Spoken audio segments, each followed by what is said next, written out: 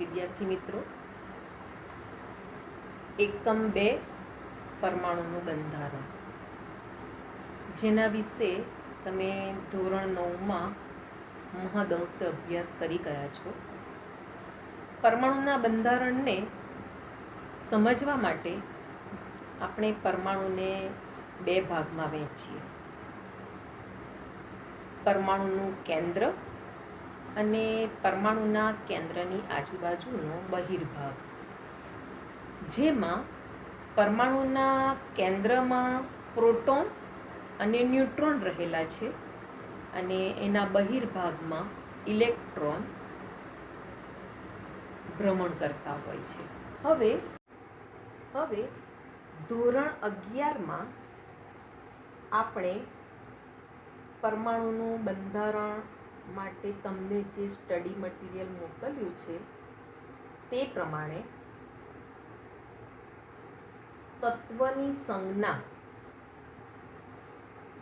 એની ડાબી બાજુ ઉપર પરમાણ્વીય દળ ક્રમાંક, જેને સંજ્ઞા એ દ્વારા ઓળખવામાં આવે, અને એના નીચેના ભાગમાં ડાબી બાજુ પરમાણ્વીય ક્રમાંક, જેને સંજ્ઞા ઝેડ તરીકે ઓળખવામાં આવે છે.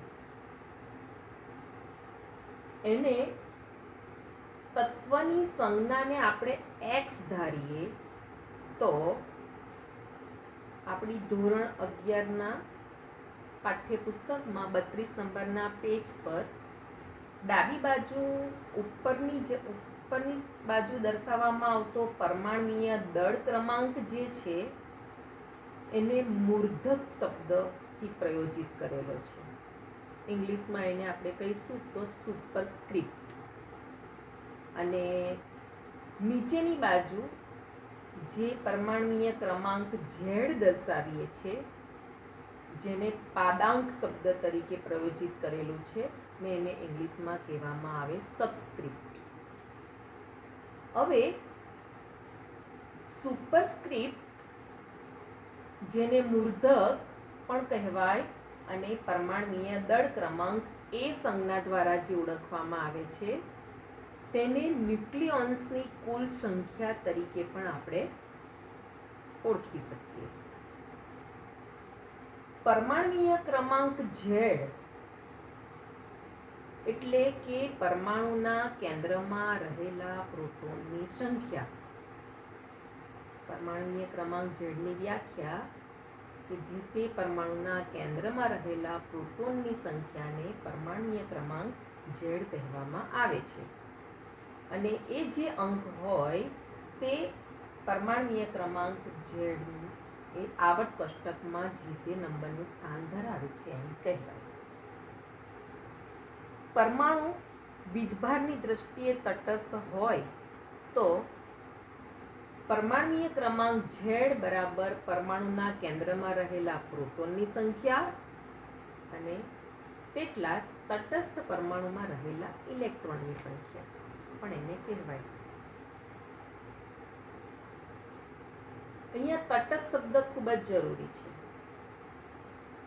તટસ્થ પરમાણુ હોય તો જ પરમાણ્વીય ક્રમાંક ઝેડ જેટલું જ મૂલ્ય પ્રોટોનની સંખ્યા હોય ને એટલા જ ઇલેક્ટ્રોનની સંખ્યા હોય. હવે આપણે દળ ક્રમાંક એ બરાબર શું? પ્રોટોનની સંખ્યા ઝેડ વત્તા ન્યુટ્રોનની સંખ્યા n, એ બંનેના સરવાળાના મૂલ્યને આપણે સંયુક્ત રીતે શું કહીએ છીએ? દળ ક્રમાંક એ કહીએ છીએ. એટલે પ્રોટોનની સંખ્યા અને ન્યુટ્રોનની સંખ્યા એને સંયુક્ત રીતે આપણે શું કહીએ છીએ? ન્યુક્લિયોન્સ પણ કહીએ છીએ. એટલે દળ ક્રમાંક એનું મૂલ્ય આપેલું હોય અથવા તો તમને કહેવામાં આવે કે ન્યુક્લિયોન્સનું મૂલ્ય આટલું છે, તો આપણે સમજવાનું કે દળ ક્રમાંક એનું મૂલ્ય આપેલ છે. આ સૂત્રને આધારે જો ન્યુટ્રોનની સંખ્યાને આપણે સૂત્રનો કરતા બનાવીએ તો ન્યુટ્રોનની સંખ્યા n બરાબર દળ ક્રમાંક એ માઇનસ ઝેડ એટલે કે પ્રોટોનની સંખ્યા. દાખલા તરીકે અહીંયા એક સ્પીસીઝ લખીને આપી છે જેમાં કાર્બન પરમાણુ છે. અહીંયા પાદાંક ઝેડ તરીકે મૂલ્ય કયું છે? 6. મૂર્ધકનો અંક એટલે કે દળ ક્રમાંક એનું મૂલ્ય કેટલું છે? 12.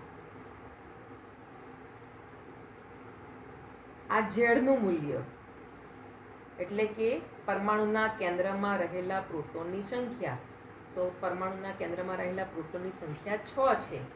એટલે કે 6 નંબર પર આવર્ત કોષ્ટકમાં કાર્બન પરમાણુ સ્થાન ધરાવે છે. અને એનું મૂલ્ય કે જે પ્રોટોનની સંખ્યા અને ન્યુટ્રોનની સંખ્યાનો સરવાળો છે તેનું મૂલ્ય છે 12. તો ન્યુટ્રોનની સંખ્યા બરાબર A માઇનસ ઝેડ પ્રમાણે 12 ઓછા 6 બરાબર 6 થશે. એ ન્યુટ્રોનની સંખ્યા. એટલે અહીંયા કાર્બન તટસ્થ પરમાણુ છે. કેમ? કારણ કે અહીંયા કાર્બન ઉપર કોઈ ધન કે ઋણ વીજભાર નથી. એટલે પરમાણુ ક્રમાંક ઝેડ બરાબર પરમાણુના કેન્દ્રમાં રહેલા પ્રોટોનની સંખ્યા 6 થશે. અને તટસ્થ પરમાણુ છે એટલે તટસ્થ પરમાણુમાં રહેલા ઇલેક્ટ્રોનની સંખ્યા પણ 6 થશે. અને એમાંથી આ ઝેડનું મૂલ્ય બાદ કરીએ એટલે આપણને ન્યુટ્રોનની સંખ્યા મળે તે 6. એટલે કાર્બન પરમાણુમાં પ્રોટોનની સંખ્યા 6, ઇલેક્ટ્રોનની સંખ્યા 6 અને ન્યુટ્રોનની સંખ્યા પણ કેટલી થશે? 6 થશે. હવે પાઠ્યપુસ્તકમાં 33 નંબરના પેજ પર કોયડો 2.1 અને 2.2 આપેલા છે તે આપણે જોઈએ. કારણ કે આટલી માહિતી જો આપણને ખબર હોય તો કોઈ પણ સ્પીસીઝ આપણને લખીને આપી હોય તો તેમાં પ્રોટોન કેટલા છે, ન્યુટ્રોન કેટલા છે અને ઇલેક્ટ્રોનની સંખ્યા કેટલી છે તે ગણી શકીએ. અથવા તો કોઈ સ્પીસીઝમાં રહેલા ઇલેક્ટ્રોન, પ્રોટોન અને ન્યુટ્રોનની સંખ્યા આપેલી હોય તો આપણે તે સ્પીસીઝની સંજ્ઞા પણ નક્કી કરી શકીએ. જેના માટે આટલી માહિતી આવડવી ખૂબ જ જરૂરી છે. કોયડો 2.1 લઈએ. બ્રોમિન પરમાણ્વીય ક્રમાંક ઝેડ બરાબર 35 અને દળાંક 80 ધરાવતો બ્રોમિનના પરમાણુમાં પ્રોટોન, ન્યુટ્રોન અને ઇલેક્ટ્રોનની સંખ્યા ગણવાની છે. અહીં ઝેડ બરાબર 35, એ બરાબર 80 અને સ્પીસીસ કેવો છે? તટસ્થ છે. માટે પરમાણુ ક્રમાંક ઝેડ બરાબર પ્રોટોનની સંખ્યા અને સ્પીસીસ તટસ્થ હોવાથી ઇલેક્ટ્રોનની સંખ્યા પણ એટલી જ થશે. અને તે કેટલી છે? 35. એટલે બ્રોમિન પરમાણુમાં પ્રોટોનની સંખ્યા અને ઇલેક્ટ્રોનની સંખ્યા 35 થશે. હવે આપણે ન્યુટ્રોનની સંખ્યા ગણવાની છે. તો ન્યુટ્રોનની સંખ્યા બરાબર A માઇનસ ઝેડ. ઉપરના મૂર્ધકમાંથી નીચેનો પાદાંક બાદ કરીએ એટલે આપણને ન્યુટ્રોનની સંખ્યા મળે. મૂર્ધક A બરાબર 80, પાદાંક ઝેડ બરાબર 35 એટલે 80 માઇનસ 35 એટલે 45, જે ન્યુટ્રોનની સંખ્યા 45. એટલે બ્રોમિન પરમાણુમાં પ્રોટોન અને ઇલેક્ટ્રોનની સંખ્યા 35 અને ન્યુટ્રોનની સંખ્યા થશે 45. હવે કોયડો 2.2 જોઈએ. અહીં એક સ્પીસીઝમાં ઇલેક્ટ્રોન, પ્રોટોન અને ન્યુટ્રોનની સંખ્યા અનુક્રમે આપી દીધી છે. 18, 16 અને 16 છે. તો આ સ્પીસીઝની સંજ્ઞા દર્શાવવાની છે. એક સ્પીસીઝ કે જેમાં ઇલેક્ટ્રોન 18, પ્રોટોન 16 અને ન્યુટ્રોનની સંખ્યા 16 છે. હવે ઇલેક્ટ્રોન, પ્રોટોન કે ન્યુટ્રોનની સંખ્યા આપી દીધી હોય અને સ્પીસીઝની સંખ્યા જો સંજ્ઞા જો દર્શાવવાની હોય તો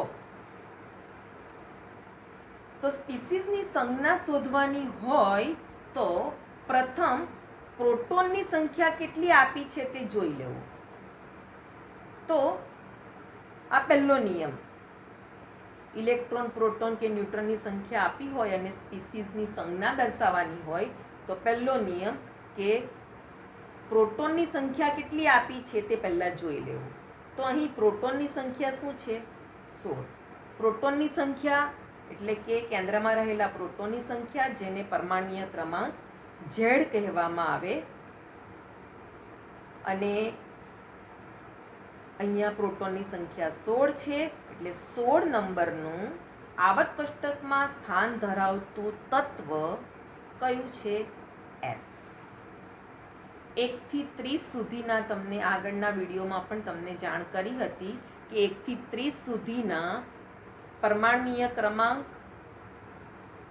અને એ પરમાણ્વીય ક્રમાંક ધરાવતા તત્વનું નામ અને સંજ્ઞા સહિત તમારે નોટમાં લખવાનું છે અને મોઢે કરી દેવાના છે. તો જ તમે આ રીતેના કોયડા સાચી રીતે ગણી શકશો. એટલે પ્રોટોનની સંખ્યા જેટલી હોય તેટલા નંબરના સ્થાન ઉપર આવર્ત કોષ્ટકમાં કયું તત્વ છે તે આપણને ખબર હોય તો જ આપણો આ પ્રમાણેનો દાખલો સાચો પડે. તો પ્રોટોનની સંખ્યા અહીંયા 16 છે એટલે 16 નંબરમાં આવર્ત કોષ્ટકમાં સ્થાન ધરાવતું તત્વ છે સલ્ફર અને એની સંજ્ઞા છે S. હવે કેન્દ્રમાં રહેલા પ્રોટોનની સંખ્યા તેને જ Z તરીકે નીચે આપણે પાદાંક તરીકે ઓળખીએ છીએ. તો અહીંયા પ્રોટોનની સંખ્યા 16 છે એટલે અહીંયા ઝેડનું મૂલ્ય 16 જે નીચે દર્શાવવાનું રહે, અને ઉપર પરમાણ્વીય દળાંક A. એનું મૂલ્ય એટલે કે પ્રોટોન અને ન્યુટ્રોનની સંખ્યા. પ્રોટોનની સંખ્યા 16 છે અને ન્યુટ્રોન કેટલા આપેલા છે? 16. એટલે એનું મૂલ્ય પ્રોટોનની સંખ્યા વત્તા ન્યુટ્રોનની સંખ્યા એટલે 16 વત્તા 16 32 થશે, જેને આપણે અહીં મૂર્ધક ઉપરની સાઈડ ડાબી બાજુએ લખવાનું રહે 32. હવે હજી કંઈક ખૂટે છે. અહીંયા ઇલેક્ટ્રોનની સંખ્યા કેટલી આપી છે? 18. તો ઇલેક્ટ્રોનની સંખ્યા અને પ્રોટોનની સંખ્યાના આધારે આ સ્પીસીઝ ઋણાયન હશે કે ધન આયન હશે તે આપણે નક્કી કરી શકીએ. જો ઇલેક્ટ્રોનની સંખ્યા પ્રોટોનની સંખ્યા કરતાં વધારે હોય તો સ્પીસીઝ ઋણાયન ધરાવે, અને જો ઇલેક્ટ્રોનની સંખ્યા કરતાં પ્રોટોનની સંખ્યા વધારે હોય તો સ્પીસીઝ ધન આયન ધરાવે છે. તો અહીં આપણે જોઈ શકીએ છીએ પ્રોટોનની સંખ્યા 16 છે અને ઇલેક્ટ્રોનની સંખ્યા 18 છે, એટલે કે ઇલેક્ટ્રોનની સંખ્યા વધુ છે. ઇલેક્ટ્રોનની સંખ્યા પ્રોટોનની સંખ્યા કરતાં વધુ છે એટલે આ સ્પીસીઝ ઋણાયન ધરાવશે. ઋણાયન ધરાવે એટલે આપણે આ માઇનસની સંજ્ઞા મૂકી દેવાની. અને ઇલેક્ટ્રોનની સંખ્યા કેટલા એકમ વધુ છે પ્રોટોન કરતાં? તો ઇલેક્ટ્રોનની સંખ્યા 18, પ્રોટોનની સંખ્યા 16, બાદ કરીએ તો 2 અંક આવે, તેને તમે અહીં દર્શાવી દો. એટલે આ સ્પીસીઝની સંજ્ઞા થઈ પાદાંક Z બરાબર 16, મૂર્ધક A બરાબર 32 અને ઉપર -2 વીજભાર, એટલે આ સ્પીસીઝની સંજ્ઞા થઈ. હવે કોઈક વાર તમને આ જ સ્પીસીઝની સંજ્ઞા નક્કી કરવા માટેનું ઇલેક્ટ્રોનની સંખ્યા તમને આપી હોય અને ન્યુટ્રોનની સંખ્યા આપી હોય અને ન્યુક્લિયોન્સની સંખ્યા તમને આપી દી. ન્યુક્લિયોન્સ એટલે કે A, કારણ કે ન્યુક્લિયન્સ કોને કહીએ? પ્રોટોન અને ન્યુટ્રોનની સંખ્યાને સંયુક્ત રીતે આપણે ન્યુક્લિયન્સ તરીકે ઓળખીએ છીએ. એટલે એ બરાબર શું? પ્રોટોન અને ન્યુટ્રોનની સંખ્યાનો સરવાળો. એટલે એનું મૂલ્ય આપી દીધેલું હોય તો એ બરાબર ઝેડ પ્લસ એન, એટલે ઝેડનું મૂલ્ય આપણે પહેલાં શોધી નાખવું પડે. એટલે કે પરમાણ્વીય ક્રમાંક ઝેડ કે જેને સૂત્રનો કરતા બનાવીએ તો એ માઇનસ એન, એટલે 32 ઓછા 16, એટલે આપણને 16 મળે કે જે પ્રોટોનની સંખ્યા. એટલે ને પ્રોટોનની સંખ્યા 16 ધરાવતું તત્વ છે સલ્ફર. એટલે આ રીતે પણ તમને રકમમાં થોડો ફેરફાર કરીને આપેલું હોય. હવે આ જ રીતેના બીજા કોયડાઓનો આપણે અભ્યાસ કરીએ તો નીચેના સ્પીસીઝ માટે યોગ્ય સંજ્ઞા આપો. પહેલો, ઇલેક્ટ્રોનની સંખ્યા 10, પ્રોટોનની સંખ્યા 8 અને ન્યુટ્રોનની સંખ્યા 8 છે. હવે ઇલેક્ટ્રોન, પ્રોટોન અને ન્યુટ્રોનની સંખ્યા આપેલી હોય અને સ્પીસીસ માટે જો સંજ્ઞા નક્કી કરવાની હોય તો પહેલો નિયમ શું? પ્રોટોનની સંખ્યા કેટલી છે તે જોઈ લેવાનું. અહીંયા પ્રોટોનની સંખ્યા કેટલી છે? 8. તો 8 પરમાણુ ક્રમાંક ધરાવતું આવત કોષ્ટકમાં સ્થાન ધરાવતું તત્વ કયું? ઓક્સિજન.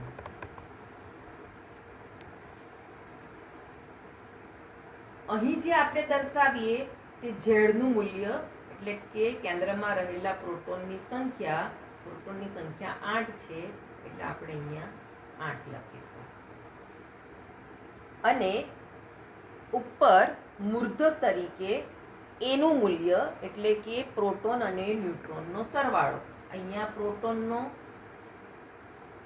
8 છે અને ન્યુટ્રોનની સંખ્યા 8 છે, એટલે 16, જે પરમાણ્વીય દળાંક એ બરાબર થશે, એટલે એનું મૂલ્ય થશે 16.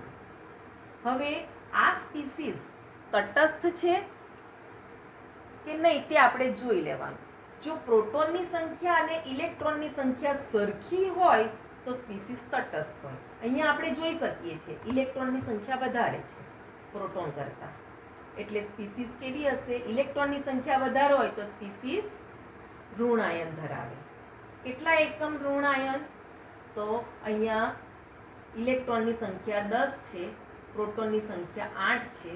10 માંથી 8 બાદ કરતા 2, એટલે તે અહીંયા તમે મૂકી દો. એટલે આ થઈ સ્પીસીસની સંજ્ઞા.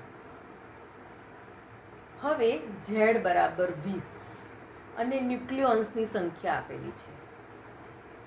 તો અહીંયા ઝેડ એટલે કે કેન્દ્રમાં રહેલા પ્રોટોનની સંખ્યા, પરમાણ્વીય ક્રમાંક ઝેડ બરાબર 20 આપ્યું છે. એટલે કે આવત કોષ્ટકમાં 20 નંબરનું સ્થાન ધરાવતું તત્વ કયું છે તે આપણને ખબર હોવી જોઈએ.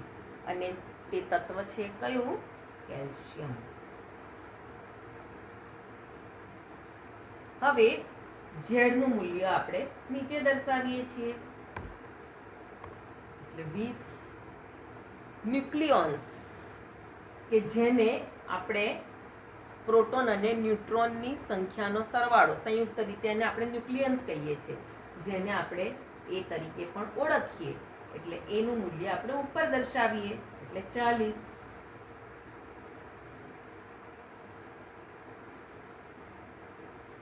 અહીં તમે જોઈ શકો છો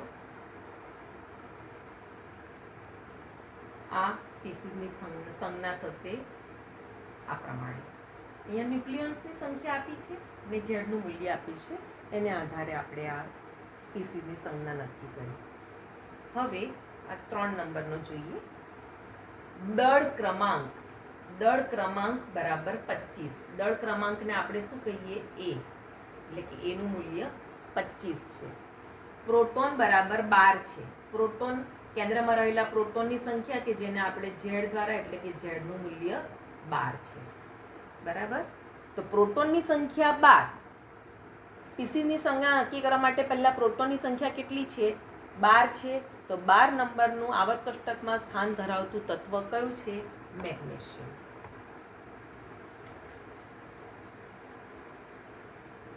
ઝેડનું મૂલ્ય નીચે બતાવીએ તો 12, દળ ક્રમાંક ઉપર બતાવીએ જે 25.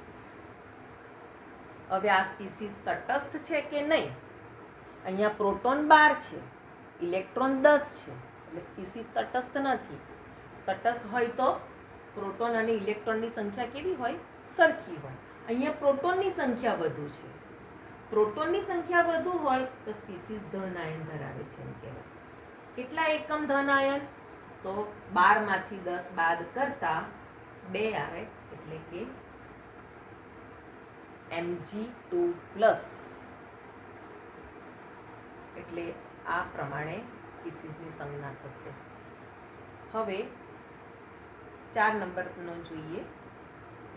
બ્રોમિનનો સ્પીસીસ. અહીંયા બ્રોમિન શબ્દ લખી દીધેલો છે, તત્વનું નામ બ્રોમિન. એટલે પહેલા આપણે તત્વની સંજ્ઞા બ્રોમિન લખી દઈએ. અહીંયા ઝેડ બરાબર 35, જેને નીચે દર્શાવીએ એટલે અહીંયા 35. ઉપર આપણે એનું મૂલ્ય દર્શાવીએ છીએ. તો અહીં એ બરાબર શું થશે? Z plus N. ઝેડનું મૂલ્ય 35 છે, એન એટલે કે ન્યુટ્રોનનું મૂલ્ય 45 છે, એટલે થશે મૂલ્ય 80. એટલે 80, એ બરાબર 80 આપણે ઉપર લખીએ. હવે અહીંયા પ્રોટોનની સંખ્યા, પરમાણ્વીય ક્રમાંક ઝેડ બરાબર પ્રોટોનની સંખ્યા જે 35 છે, ને ઇલેક્ટ્રોન અહીંયા 36 છે. ઇલેક્ટ્રોનની સંખ્યા વધુ છે, એટલે સ્પીસીસ તટસ્થ તો નથી જ, પણ ઇલેક્ટ્રોનની સંખ્યા વધારે છે એટલે સ્પીસીસ કયો આયન ધરાવશે? ઋણ આયન ધરાવશે. કેટલા એકમ? તો 36 ઓછા 35. ઇલેક્ટ્રોનની સંખ્યા 1 એકમ વધારે છે પ્રોટોન કરતાં, એટલે 1 માઇનસ. એટલે આ સ્પીસીસની સંજ્ઞા થશે.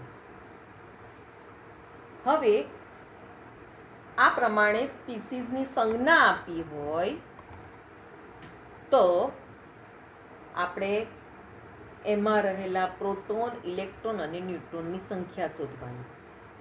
તે જોઈએ વારાફરતી. આ પહેલા સ્પીસીસની સંજ્ઞા છે. ઝેડનું મૂલ્ય અહીંયા આપણે આ કોષ્ટકની અંદર જ આ દરેક સ્પીસીસના પ્રોટોન, ન્યુટ્રોન અને ઇલેક્ટ્રોનની સંખ્યા લખી નાખીશું. હવે સ્પીસીસની જે સંજ્ઞા આપેલી હોય તેમાં નીચેનું પદ એટલે કે ઝેડ બરાબર પ્રોટોનની સંખ્યા, એટલે આ દરેક સ્પીસીસમાં નીચેની જે સંજ્ઞા છે એ શું બતાવશે? પ્રોટોનની સંખ્યા બતાવશે. એટલે પહેલામાં પ્રોટોનની સંખ્યા કેટલી છે? 15. બીજામાં 11, 16, 20, આમાં 9. હવે ન્યુટ્રોનની સંખ્યા જોઈએ. ન્યુટ્રોનની સંખ્યા ઉપરનું જે પદ છે એ પદ કહેવાય ને. એ બરાબર શું? Z plus N. ન્યુટ્રોનની સંખ્યા શોધવી હોય તો ન્યુટ્રોનની સંખ્યા બરાબર એ માઇનસ ઝેડ. એટલે એ એટલે કે ઉપરનો મૂર્ધક આંક અને ઝેડ એટલે કે નીચેનો પાદાંક. તો ઉપરનામાંથી નીચેનાની સંખ્યા બાદ કરીએ તો અહીંયા એ બરાબર 31 છે અને ઝેડ બરાબર નીચેનો અંક 15 છે. તો 31 માંથી 15 બાદ કરીએ એટલે આવશે 16. એટલે અહીંયા ન્યુટ્રોનની સંખ્યા કેટલી આવશે? 16.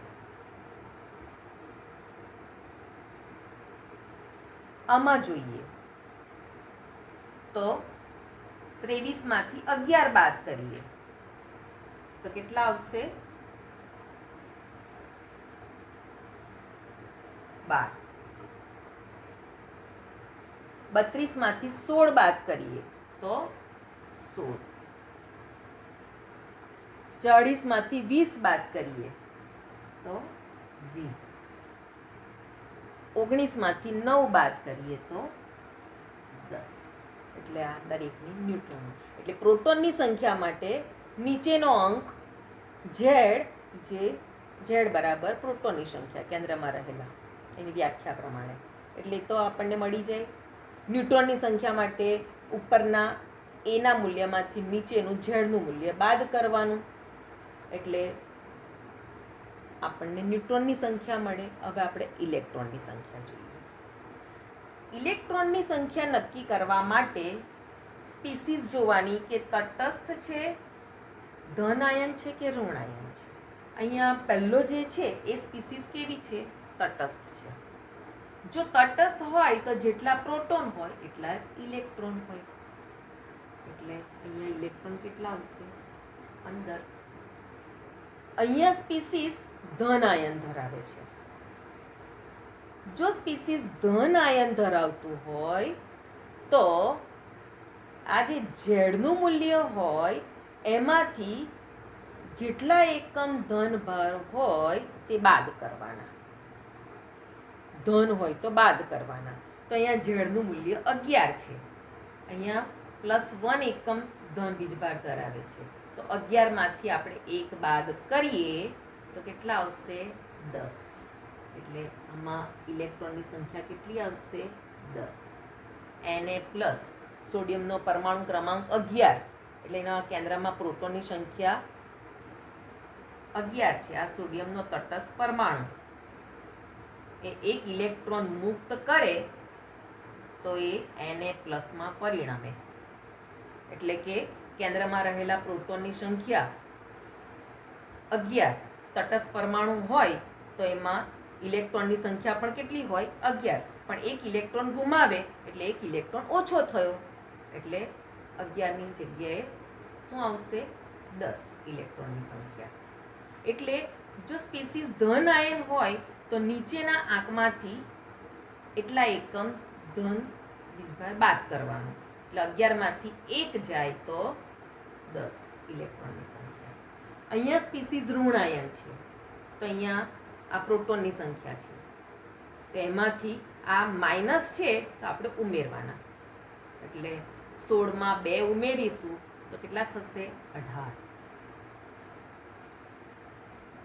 કારણ કે સલ્ફરનો જે પરમાણુ હોય,